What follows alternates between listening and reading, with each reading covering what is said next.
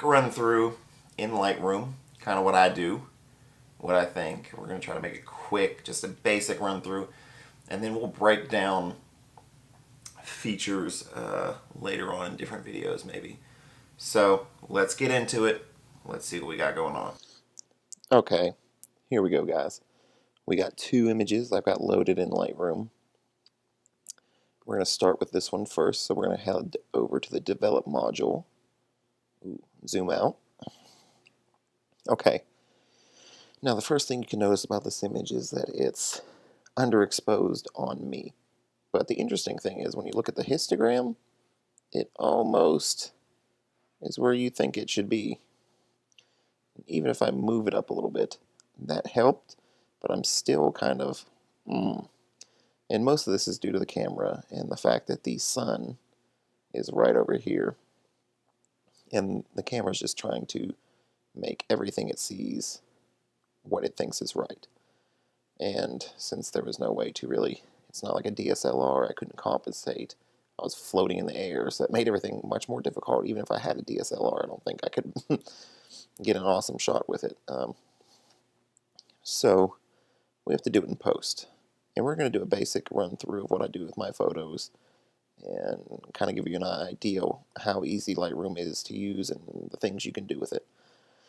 So first it has color balance, but in this image I'm not going to touch that first. I don't think I'm going to touch it at all because it looks pretty okay. So I did bump up the exposure. I'm not going to touch the contrast right now. I'm going to go to my highlights and bring those down. Try to save some detail in the clouds. Now my shadows I'm going to bring up quite a bit, and that's going to make me look a bit brighter, and that's a good thing. Maybe almost all the way. Or we can do all the way, screw it. It's crazy. Now for the most part, putting your shadows all the way up is not going to work. Really, ever. It's going to make your photo look pretty terrible, but it helps more than it hurts here, I think, and especially after we set the white and black points. Now the white point, you can do two things. You can hold down Option or Alt, and you can see if I start sliding it to the right, you see that white, that is pixels that are being blown out. So if you just take it right back to right before you see the white, that's going to make right to the limit, right before it clips. So then you can take your blacks, do the same thing, except drag them to the left. And you can see it's starting to put a little bit of black into my harness. And that's okay because it's a harness and we don't really care about seeing the detail of the harness. We care about me. So sometimes it's okay to clip a little bit. It depends on the photo, depends on the kind of look you want. So that's what I'll do. And then after I made those kind of adjustments, maybe we could come up here and warm it up maybe a little bit. Give it a warm feeling. I was in Jamaica after all. So we'll warm it up a bit.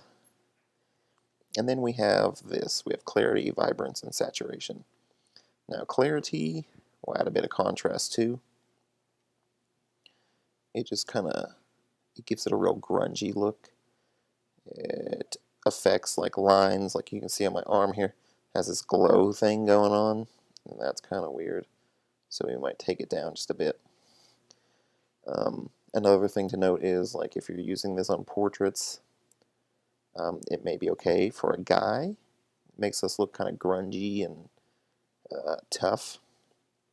Whereas if you used it on a woman, it would do the same kind of thing. And for the most part, most portraits, the ladies are not going to want to look that way. There are exceptions, maybe a boxer or something.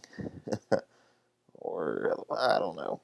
It all depends on the situation, but it really exaggerates features in the skin and any wrinkles you might have or anything like that. So for ladies, if I'm doing portraits, I might even take it the opposite way.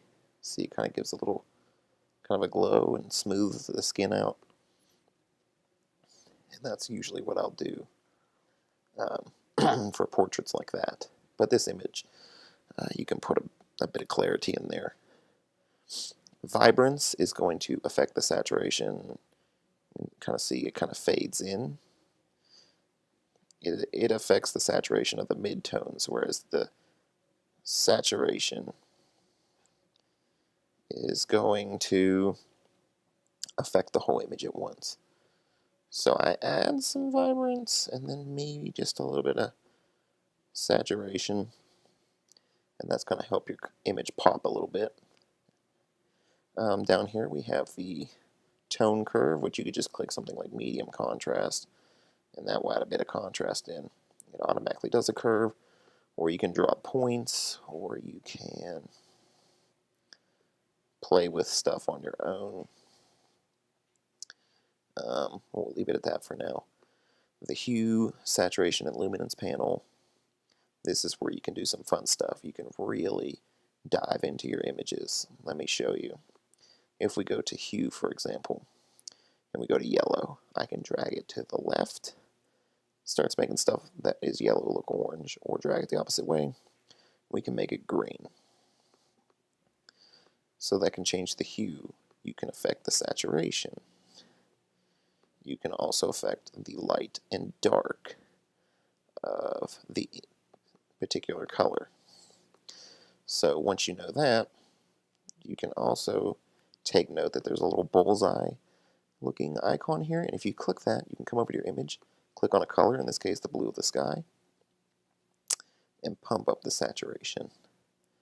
And you can see that has made the sky a bit more blue. Also come over to this green, pump that up. We can pump the yellow up a little bit. I might bring down the luminance of this green to make it kind of darker, a little more visible. We might do just a little bit of orange. When you start having people in your images, oranges and reds become an issue. You can't go too far. Like if I pump this red up and the orange, well, maybe not that. But you can see stuff gets real red. Kind of looks like I've been eating flaming hot Cheetos. So you don't really want to touch the reds or the oranges a whole lot, because it's really going to mess with your skin tones. Split toning, I'll show you. We can pick like a color for the highlights and a color for the shadows. You can play with the blending of them, and you can really get some interesting looking color grading if you use that. But for the most part, I usually don't use it. Detail, of course, sharpening. By default, it's going to sharpen this whole image. If you hold down Option or Alt, move that, you can see it's just sharpening the areas that are white. So we can just concentrate on that, bump that up maybe to 50, and it's going to sharpen just kind of this stuff, because if you sharpen everything, even parts that, like the sky, it's just going to enhance noise that's already in the image, and you probably don't want to do that all the time. And speaking of noise, if we zoom in, we can see there's a fair bit of grain in here.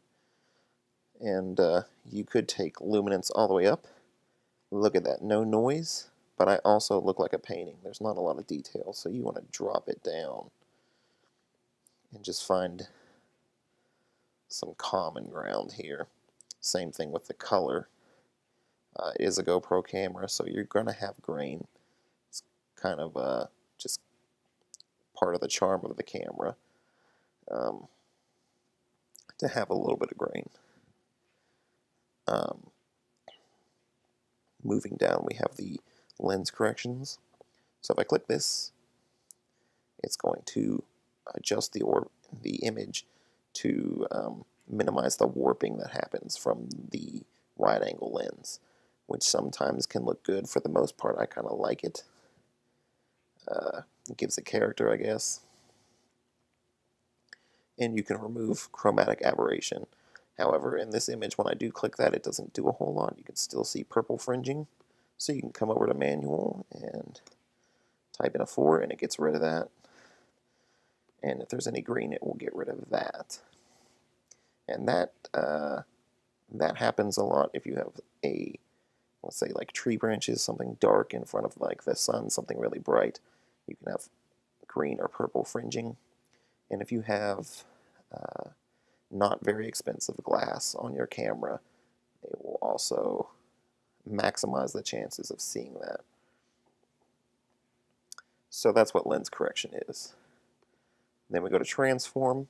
I don't really use this, but if we were to click vertical, what it's doing is it's reading the lines of the harness and the parachute as kind of vertical lines, and it's trying to make those straight, but these are kind of askew, so it's not quite right. Or if you click level, it's going to try to make like the horizon and anybody in there straight up and down. It tries to fix things. It can come in handy if you're taking pictures of buildings, skyscrapers, and you want them to be perfectly straight, or you have leading lines and you kind of want to make them straighter. That will automatically do it, and of course you can adjust everything independently of that. But again, I don't use that so much. Under the effects, you can use vignette, and you can have white or black. I tend to use black more if I do. You can change the midpoint. See, it goes all the way in. I can change the feather to be very harsh or not, and you can change the darkness of it. But I'm not going to use it in this image. Oh, I turn that off. Hold on. Let's reset this. Okay. There's also grain, so if I turn this on, turn up the size, and turn up the roughness to exaggerate it, you can see it will add grain if you're trying to emulate a film look, or in some black and whites, and gives the image a little bit of character, but I usually don't do that. Dehaze I hardly ever use. If you're in a foggy or hazy situation, you can try to minimize it with this, but if you use it on a regular photo, it gets scary real quick going in either direction. Now, process you will hardly ever have to use. The only time you'll ever use it if you had a previous version of Lightroom. The way it processes images in that version is probably completely different than how it processes images in this version. So your image will look different. Older versions of Lightroom, if you open that catalog and upgrade it, it's going to try to process with the current version, and it may make things look worse. So you can go back and process it the way you did originally in that version of Lightroom. The other thing we have is color profiles. This is the only one listed for GoPro, but if you had a DSLR, it would give you Adobe Standard is what you would start in. You could change it to camera standard, camera, portrait, landscape, different kinds of modes, and you can bring out some hidden colors in your image that might not be in there in just the standard Adobe profile. So you can play with that and see if you like or don't like any of those other profiles you can choose from. Now, of course, you can change the tinting your shadows. You can change these primary colors down here in the hue or saturation. Now my GoPro ones, I kind of like to bring my reds over, then take my blues over, and I'll bring my reds back this way to make my skin look a little more natural. It does look a little crazy. That's kind of a stylized thing I do with GoPro photos, but you don't have to touch that if you don't like to. And that's it. Let me see if it'll give me. I think I had a, well, let's go back. That's a basic. We started with that, and we ended up with that. And that took a minute just to explain it, but if you're not explaining things, you can run through images very quickly, and these sliders and real-time previews make everything very fast, very easy. And it's very important to know that I edit everything in RAW, so if you want the most flexibility in your images and really want to push the envelope of your photos, I would shoot in RAW. If your camera does not offer RAW as a file option, just choose the highest quality format that you can. If that's JPEG, that's fine. Just make sure it's the largest, best resolution you can save to. If you can shoot in TIFF, I'd probably shoot in TIFF. But you can still edit JPEGs. I'll show you real quick. I'm not going to run through this entire thing. I just have a snapshot set up. But this is a JPEG of my wife when we were in the ocean. And it's a JPEG because the GoPro in burst mode will not shoot RAW. It's too slow. So it just does JPEG, so it can take more pictures more faster. But if I click on finish, look at that. We went from this extremely flat color profile to something with much better contrast, some decent color, and it looks all right. So don't think that if you don't have an option to shoot RAW that you can't edit that file, because you can. You just can't do quite as much as you can with something like a RAW file. But like I said before, super easy, and I hope that kind of gives you a little example of the things you can do with just the basic adjustment sliders in Lightroom. Alright, so that was the basic run through of Lightroom, and you know, it's really good at just doing those basic edits, whereas Photoshop is, I mean, it can do that kind of stuff, but it's not laid out like this. It's a little bit more time consuming, especially if you don't know what you're looking for in the menus to get these results, because they're not out there. As this, everything is in those separate little palettes, that drop down menus, and you have sliders, and it's just real quick, real easy. Especially once you get your own personal touch of editing, and you can just do it. And you can make some presets for this stuff, but there isn't just a one-click setting for every photo. But you can kind of get yourself in a ballpark. And a lot of that's camera related, and we'll go over that in a different video. But Lightroom's pretty awesome. And like I said, Creative Cloud through Adobe, you can get Photoshop and Lightroom for $9.99, so that's a really good deal. So yeah, definitely check it out, and we'll see you guys in the next video.